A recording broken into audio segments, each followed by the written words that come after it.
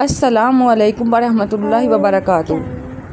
اگر آپ زندگی میں پریشانیوں، خوف اور مشکلات کا سامنا کر رہے ہیں تو آج کی یہ ویڈیو آپ کے لیے بہت اہم ہے، کیونکہ آج ہم قرآن کی ایک ایسی دعا سیکھیں گے جو ہر مشکل وقت میں پڑھی جا سکتی ہے۔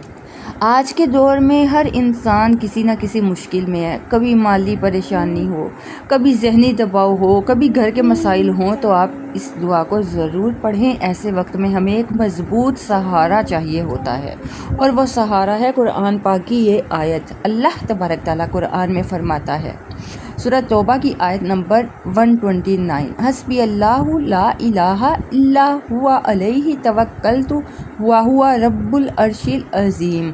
یہ آیت ہمیں سکھاتی ہے کہ اللہ ہی ہمارے لیے کافی ہے۔